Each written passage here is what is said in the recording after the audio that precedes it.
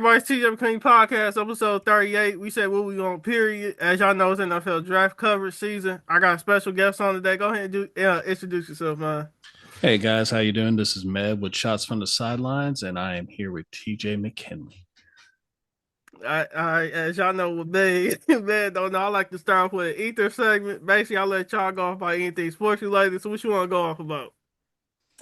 Right now, like even my wife was talking about it. I'm actually kind of excited that the Knicks are actually somewhat relevant. They haven't been relevant in the past, like since 1990s, to be honest. And Mm-hmm. it feels good. I don't really pay much attention to basketball like I used to when I was younger, but man, that's a good story right there. So congratulations to Knicks fans. Did they I didn't catch the score of the Pacers Knicks game, but hopefully that's what's up.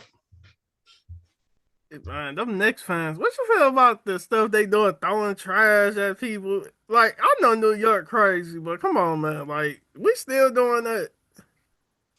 I mean, fans just get over involved in stuff sometimes. I mean, you look at what the Philadelphia fans did back in the early 2000s, late 90s when they were throwing snowballs at Santa Claus at Veterans Stadium. So I mean, sometimes you like the passion, but sometimes you gotta like kind of keep that in check, you know what I'm saying? Because, what if it was you? Would you like someone that I mean, I ain't seen that much, trash being thrown since the mouse at the palace. Hmm. So who you got winning? Or let's not say that. Who you got your final two being? Uh who's in the West? Denver. Hold up. No, hold up. Let me see. Did they play yet? OKC? No, my bad. They ain't play yet. I'm OKC and the Thunder. OKC and the Nuggets. They got game seven semifinals today. Ooh.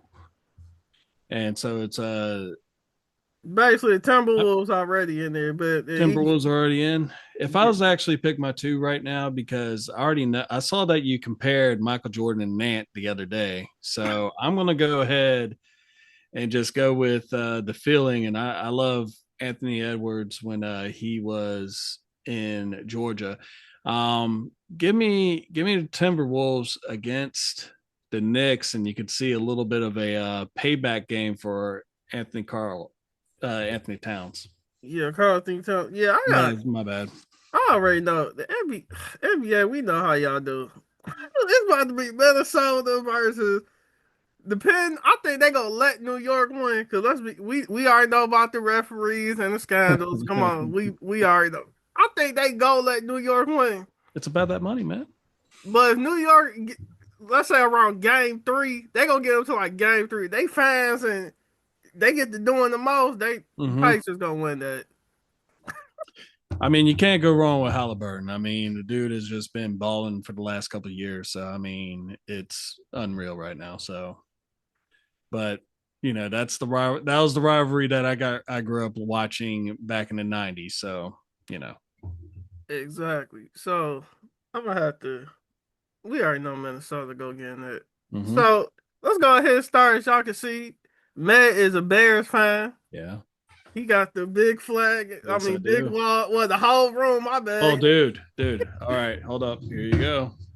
Oh, he giving us a tour. All the way around, and then you see my Marvel stuff over there. So I'm a sports nerd. So Heavy. So let's go ahead and start. What you feel about the Bears draft? You want to go player by player, or you already got it set? I mean, me personally, I was kind of a little shocked about the Loveland draft, getting him at tight end because I thought Cole Kmet was actually really good. But at the same time, we have an offensive minded coach now. I love to pick up with Luther Burden. See, what I wanted them to do is I wanted them to get another edge rusher on the other side of Montez Sweat Mm-hmm. and try to build up that line because you had to have a great pass defense. You have to have a great pass rush. And I know a lot of people are like, man, your defense, it's straight. You should be all right. Look, yeah, it's all right, but there are some times where we just got worked. And we towards the end of the season, it started to come together a little bit more. But I understand that they want to develop Caleb Williams a little bit more, give him the weapons that he needs, and that's true. I wish that they would have went with a running back sooner than in the seventh round when they got Mongai from the Rutgers University. To me, he just looks like another DeAndre Swift that isn't as fast. And, you just need a thumper. You need someone that is big and you can get you that 3 to 4 yards. So Do you feel like Caleb Williams is your future, or you just get him like a 3, 4 year run?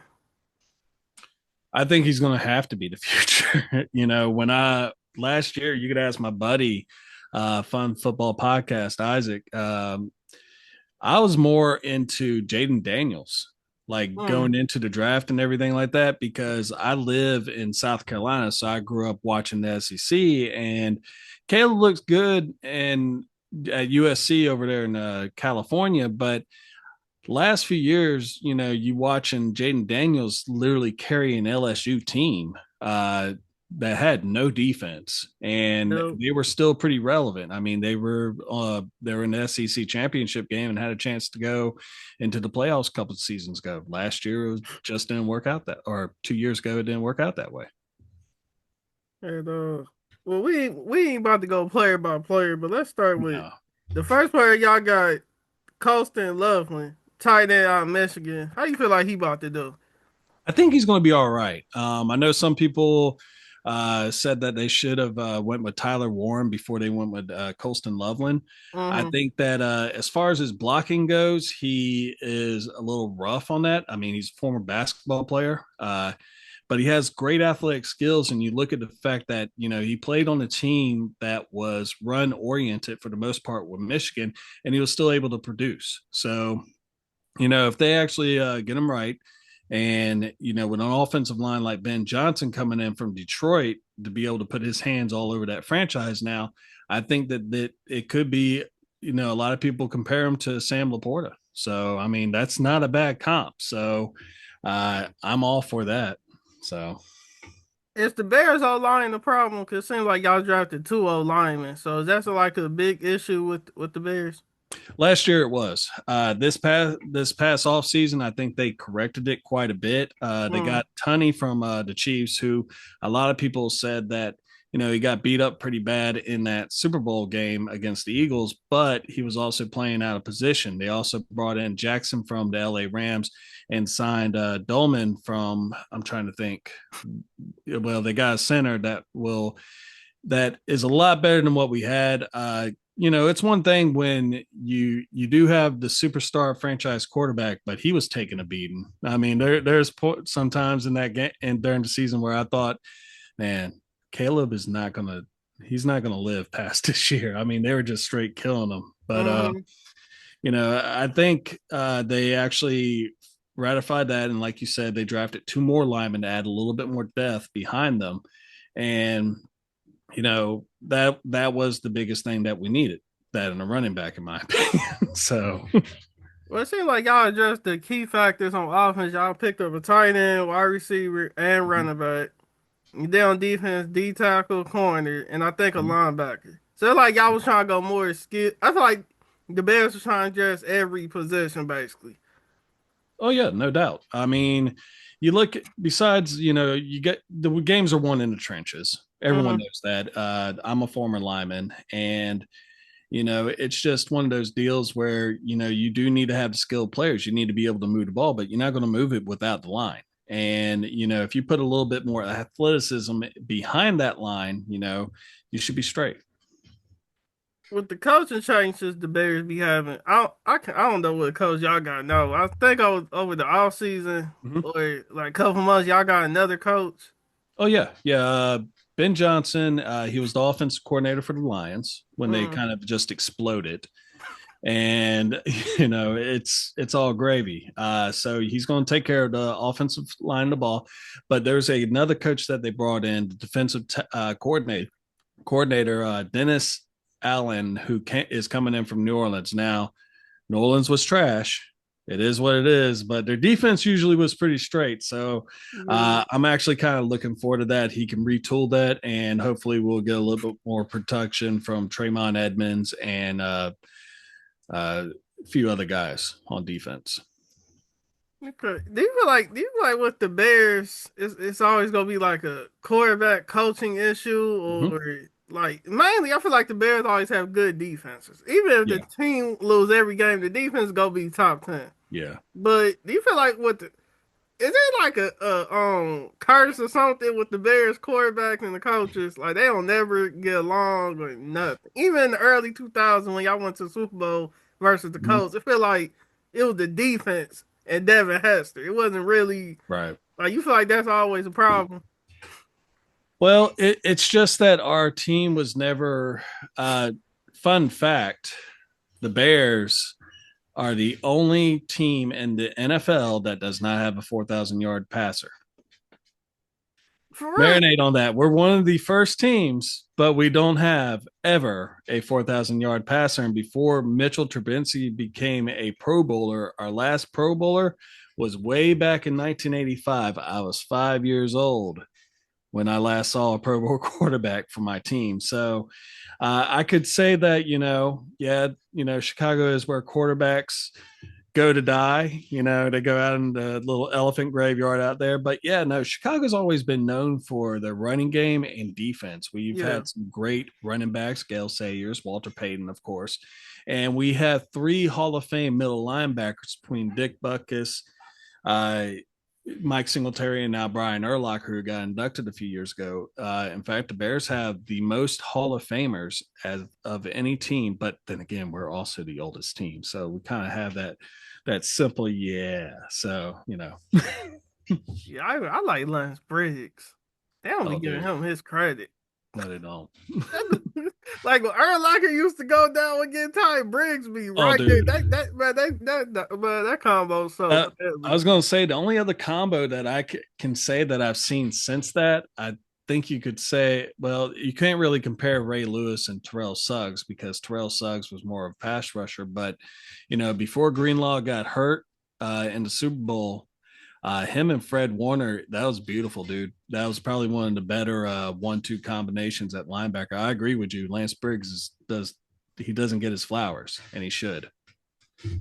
Yep. So let's go ahead and move on from Chicago because we want. Mm-hmm. I can tell you don't want to talk about them much, but what's on some of the teams you said you want to cover? Some of the teams you got. Where you want to start? Uh, I mean, we could talk about just about anything, but we could talk about your team, the Okay, Browns. okay. Let's talk about the Browns. I feel like with Shador, they did. I want to say they did him dirty. I know why they did it. I can't say what I really want to on camera, but you got your number retired in college, but you didn't win nothing, not nothing, nothing. Like you didn't win nothing. Like dude, No, you didn't make no.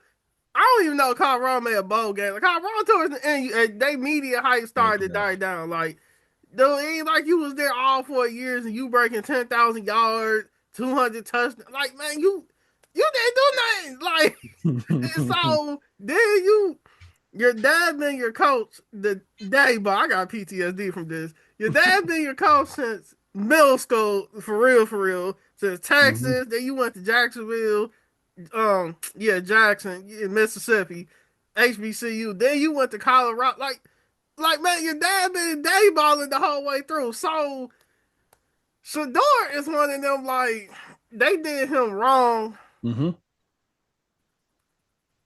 Where is it? but you There did it yourself is. wrong at the same time. Like if your dad wasn't your coach, would you really be like getting all this media hype? Like even if you just had the name Sanders, Hmm. you was going to get drafted.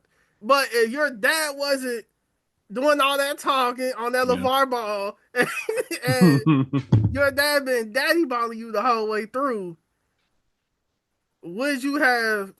You get what I'm saying? What you think about it? Well, I mean, he has talent. I mean, you got to think. A lot of people they talk about Shador, but they keep there was another Sanders kid that played for that Colorado team, and Shiloh. Shiloh Sanders, but Uh-huh. he didn't do as much as what his brother did. And I mean, you're right. He was in a black historically black college, Uh-huh. was just killing it over at Jackson State. And when him and his daddy basically packed up the car and drove over to Colorado to do their thing, it was the Deion. It was prime time. it was his show and everything like that. His son was just like the co-star. And that first year it was kind of magical, those first four games, and then the reality set in and it was like, okay, you need more than just your son and maybe Tra- a receiver or Travis two. Hunter. Oh God, and there's some things I just don't like about Shador. Really the fact that he holds onto the ball way too much. You'll see him like Yeah, he take do a sack. Yeah, clapping you'll thing. pat it. Like he's sitting there trying to burp the thing. Man, just get rid of it, man. Just get rid of the ball. But I mean, you'll see him take a sack 14, 15 yards down behind the line of scrimmage. He's accurate. Don't get me wrong. And he gets rocked when he throws it sometimes. But, you know, if you're looking at the pros and cons, his arm, he kind of reminds me of Chad Pennington as far as his arm goes. Uh, Average to above average arm strength, great accuracy. He could put it in the numbers, but Mm-hmm. you know, what are you getting? You saw what he, like you just said. I mean, you look at the bowl game where they just got wrecked by BYU, and that was really one of the tougher games that they played all season. And it's just a head scratcher at that point. So what are you going to get? I mean, your team drafted Dylan Gabriel, which I'm gonna be honest, I'm not big on him at all. I don't even know why he there, man. I don't know. Well, like you said, I mean, it was just Sanders did a lot of wrong in the fact that he walked into some of these interviews and sandbagged. He made it clear that he did not want to go to certain teams, and I think that's really what just blew him up right there. So, uh, you can't do that in the NFL. These guys are about to give you $1 million a year to play a game, and you're going in there feeling like you deserve it. Things could be taken away very quickly. My thing is, he got the accuracy. He can throw the ball. He do be thinking, I don't know, he think he playing Madden with the going 15 yards back. Like, man, it's not Madden. This real life. That I don't know what you. He do always be. I wasn't paying that no attention. I see on social media. Like, he always got padded. Like, dude, like, no, I don't know if he can run. Can he run? Can he run the ball? Supposedly he's actually pretty quick. He's not as fast as Daddy was, but I mean, they said that he can actually put it down and take it, but you just never saw it. He was always kept his eyes down the field and was trying to make that pass. I feel like with the Browns and their quarterback history, I already said they was going to draft him. I had some dudes trying to roast me like I did, whatever. I feel like they gonna start Flacco. That's gonna be the safety net. They're eventually going to put in Shador in case Flacco just be going on 5-0, 6-0 runs. Like, he just going undefeated. Dylan Gabriel, I feel like they gonna trade him for some draft picks. But if Shador, he's Shador is caught between two safety nets, Flacco and Dylan Gabriel. I don't even Yeah. care about the picket dude. Whatever. I don't even know why y'all got him. It's like if Flacco don't do good, we gonna put you in. But if you don't do good, then we got Dylan Gabriel. We can keep him around like a year or two. Right. So don't really be caught between two safety nets. Like, dude, they really like the Browns. I want to say they're dependent on Shador, but they're kind of are at the same time. But in case he don't do well, I Mm-hmm. hope he does. But in case he don't, they got two safety nets between him. That's how I look at it. But the draft picks we got, Oh God. I think Y'all the had. Graham dude related to Auto Graham. I don't care what Mm-hmm. nobody say. I know you remember Auto Graham. Oh yeah, I remember Autogram. That dude is related to Auto Graham, man. I don't care what nobody say. What's the dude Mason from Michigan? That dude related to Auto Graham, man. Um, the rest of the draft picks, I was just like, okay, like, Actually, I'll be honest with you. I think y'all killed it for the yeah, most part. Y'all are the only A+ grade I've given to all 32 teams, and you look at what you did. You traded down. You traded away. Yeah, you didn't get Travis Hunter, but you did get an extra first round pick next year. You got Mason Graham, who is a really good defensive tackle that could pair really nicely with Miles Garrett. You Junkins from Quishon Ohio. Junkins, your boy from Ohio State himself, who I Yeah, really wanted the Bears to get. And then you got Carson Schwezweger, who is going to be a really good linebacker for y'all in the middle. I mean, y'all hit home runs this time, dude. Usually, you should be really proud about the fact that the Browns are normally a butt of a joke as far as like how they draft and everything. Given the draft history, I mean, y'all had Johnny Manziel at one time, and the money wasn't right. You know what I'm saying? But yeah, dude, I think y'all really actually killed it this time, and y'all got some draft picks. Y'all got some capital next year. I think y'all could possibly be turning around. Hopefully, for y'all's case, it is. My father-in-law is a Browns fan as well, so I hear a little much about it sometimes. No, he be getting on your nerves, man. I'm a Bears fan, so it's basically just sitting around the fire drinking, I guess a beverage that we can't really talk about on this podcast, but kind of just sit there staring at the fire like what's going to happen next. But I yeah, the Junkins though. I ain't forget about him. But it's like the Nick Chubb. I feel like, and I'm gonna Oh say this: man. Nick Chubb was only he good, Mm-hmm. but he only had all them numbers because, in my opinion, Baker couldn't throw the ball. I don't care what nobody else says, but what a lot of people also want to be talking about Baker, but they was just his bandwagons. But Mm-hmm. Cleveland weird like that. So Baker couldn't throw the ball. Let's just be honest. He couldn't throw the ball. So you had no choice but to hand it off to Nick Chubb. So Mm-hmm. it made Chubb numbers look good, Mm-hmm. even though he is good, but now it came back on because now he injured or injury prone. I'm gonna say he injury prone, but he get injured a lot. That's because you had to run the ball a lot when Baker was there. Now you actually got offensive scheme. They can make some moves. You not the same player mentally as you was then. You first come to the league, you hungry. You Mm-hmm. know running backs, they want the ball. Now you actually got to play like catch, screen. Mm-hmm. Now you can't do it no more because you so used to just running downhill. Now you actually got to be like an LT. You know how the Yeah. Chargers was an LT back then. Yeah. Alvin Kamara with the Saints. That's what you have to be now, but that's not Chubb's style, in my opinion. No, Chubb was he was actually a pleasant surprise. My dad, like I talked to you briefly before we went on air, was recruited by Alabama back in the day, but he decided to be a dad. There's two more of us, Mm-hmm. so Yeah, I'm the yeah. youngest. Mm-hmm. But I grew up watching Alabama versus Georgia for my whole entire year, and I honestly didn't think Chubb was going to be able to do what he did. Unfortunately, you know, he had that injury in college, and then he had it again with y'all, and it's devastating because you don't want to see that.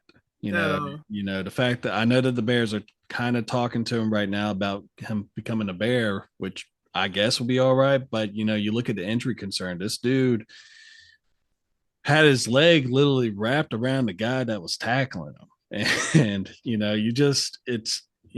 sometimes you're like, okay, Chubb, you think you've had enough, man? I mean, I know you love the game, but does your body love it anymore? The tour But effect. yeah, I would have figured that. I don't know if y'all went after any receivers in the draft. I don't think y'all did, but I would have thought that y'all would have probably hit that up. We probably did. I'm just.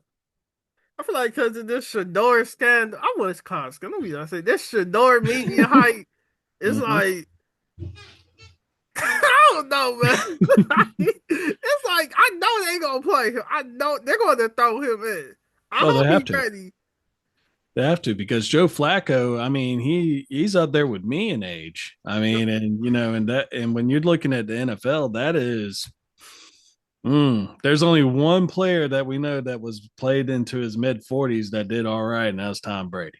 So and last I checked, Joe Flacco, he got that ring, but he ain't no Tom Brady, and he ain't eating no avocado ice cream. So I Yeah, mean, he ain't in that TB12 workout. yeah, man. This not back then when you was with the Ravens and y'all Mm-hmm. was just hand the ball. You was just throwing it deep, 80 Mm-hmm. yards. No game don't involve. They throwing it deep. Tyreek Hill messed that up. I believe Tyreek the reason that throwing the ball. Now you see teams Mm-hmm. throwing it mid. Cause they run Tyreek. Now dudes be all the way back. They be like 40 yards back. All the deep is over, man. Did we hold up? We picked up a tight end, Harold Fannin Jr. Oh, that yeah, he's solid from Bowling Green. Yeah, we picked him up. Then we picked up Dylan Sampson. Oh yeah, dude from Tennessee. He good. Oh, dude. Yeah, no, that's actually a really good pickup. Him and Quinchon Junkins, that is your 1-2 right there. I mean, Dylan Sampson, he carried Tennessee. I know a lot of people are talking about how Nico. I can never. I always joke with my buddy who co-hosts with me on Shots. You know, he's a Uh-huh. Tennessee fan. I was like, Nico, I'm going to leave you. I mean, Right. and sure enough, he did. He's over in USC now, sipping pina coladas and just chilling with his big old bag of money that he just got from him. So, the Yeah, NIL, let me tell you. yeah. Dylan Sampson. Yeah, that's about to be our 1-2 punch. Then the last dude we picked up was Shador in the fifth round. Nobody saying that coming. I was watching the draft. I quit watching it during midway through the fourth. Then I get back online. They talk about Shador going to Cleveland. I'm like, whatever. Then I'm watching the video. I had to post it. I'm like, oh, it's real. Had to go outside, think about it, look I'm off just into saying the that like, distance. Hey, it was y'all's last pick too. I mean, the future. I wouldn't say all that. So what's another team you got? You got you say you got some AFC West North teams you want to talk about NFC. I mean, you look at some of the teams and everything. I mean, the hot team right now you're talking about is, you got the Commanders who were very active in free agency with getting Lermy Tunsil to be able to protect that left side, and then they picked up Josh Connery from on the right hand side. So Jane Daniels has gotten his offensive line pretty much set, and you kind of want to see what's going to happen there. They look like they're going to be the next team rising. Philadelphia just seems to have a horseshoe shoved up their butt. They always seem to get the best player they possibly can. They got, in my opinion, someone that could potentially be a Hall of Famer in Jihad Campbell, linebacker, that is just a beast. Was actually recruited as a pass rusher at Alabama, but ended up doing a lot more. Had like 5 sacks and an interception last year with 117 tackles. And, there's a lot of intrigue with what the draft did. San Mm-hmm. Francisco looks like they're about to go into their decline. They're 1 year further out, and they drafted Michael Williams. A lot of people feel, you know, that they probably should have probably went with offense, but they've been going offense the last couple of years. So, I mean, there's a lot of interesting things that are going on at the Dallas Cowboys. They honestly drafted great, and we're going to see what happens. So, yeah, no, whoever you want to touch, Let's go ahead and touch on the other media hype train. Travis go Hunter ahead. with the Jaguars. No, he Right. from Florida. He gonna Mm-hmm. be paired with Trevor Lawrence and the I want to call them. I'm tired of the underrated Jaguars. Like they're older now. I don't know. A lot of people know y'all do know Travis Hunter, not Trevor Lawrence and Justin Fields Mm-hmm. been in the league for like going on what like 4 or 5 years now. Mm-hmm. Like a lot of people still be thinking they did not get drafted a year until they like mid season vets now as we Yeah. call them. Like they been there before. So let's stop saying oh Trevor Lawrence, he on the rise. When like he been He was on the rise 3 seasons ago. I mean, like the Jaguars haven't won nothing. They like so anyway. He getting paired now with Travis Hunter. He's Mm-hmm. not going to play both ways. I feel like first year he going to do it. I feel like he's going to do it till the contract come. When Mm-hmm. his second contract comes down, I feel like he gonna He's going to be chill. like, I'm But good. huh? He's going to be like, I'm good. Yeah, he gonna be like, nah, I got the real money. Yeah. After rookie said, I got the real money. But yeah, man, like, what you feel So about did Tra? What you feel So did about? you hear about Travis Hunter is going to play both ways, and he's going to be changing his jersey in between possessions. He's going to go 12 on offense and 21 on defense. I'm not lying to you. I was like, is the fans in the stands going to be doing that too? You see Travis taking off his jersey. You see the fans taking off their jersey and putting on the defensive jersey. It's like, come on, man. Y'all Oh, doing too funny. much. Just Watch keep the same Madden put number. that. Watch Madden put that in that guy. Watch. Everybody gonna be playing with the Jaguars. Just see. Watch Madden. That be. It's gonna be one of E A new features. They Oh gonna act yeah, like that's popping. Like no, the game's still trash. Yeah. you gotta hit that X button extra fast so you can put it on faster. Forget the hit stick. Forget the pinpoint passing. We're changing jerseys. They gonna try and make it be you can play both ways. That's the new thing. And man, Mm, we had that back in PS2 era. Like yeah, that's not exactly. new. Like they gonna act like that's a new feature. Like yeah, Yeah, okay, but just change it up into depth charts like everyone else. like Done. we've been doing. But anyway, so what you feel about him though? Like you feel like I don't think he gonna stay with Jacksonville. I feel like when that contract up, he's going. That's just my opinion. But you feel like how you feel like he gonna do with the Jaguars?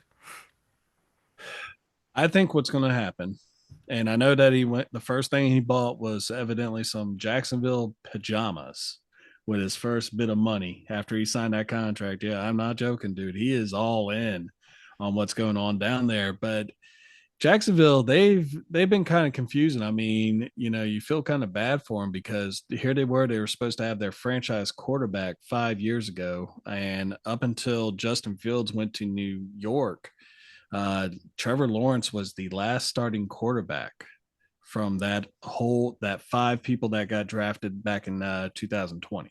Mm-hmm. So you had five people drafted, and he's the last one. And then they went out and gave him all that money, 5 years, $278 million. That is a tough pill to swallow.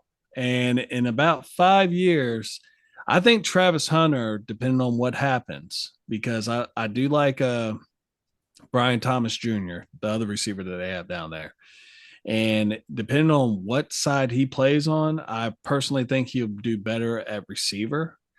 I think he would actually stay there after 5 seasons. It also depends on what Trevor Lawrence does because, I mean, that dude, he's an enigma. You don't know what's going to happen. So we'll see what happens. Jacksonville just seems to be cursed anyway. So, I don't know what it is. Something in the water. I don't know what's But wrong. I don't know But what's if you have as many top five picks as they've had because of how sorry they've been every year, you would think they would actually start winning some games. I mean, they had two back-to-back number one picks with Trayvon Walker and Trevor Lawrence. So come on, man. what happened to Trayvon Walker. He did all right last year. He got like 10 sacks, but you can't it didn't really amount to much because everyone was just running through them like poop through a goose. I mean, it's just they couldn't stop a Pee-wee team. That defense is just sorry, and you know, you just it's bad. It's really bad. One of my closest friends, he's a Jacksonville Jaguars fan, and I sat there like, bro, I'm a Bears fan, and I feel bad for you. Oh, all right, man.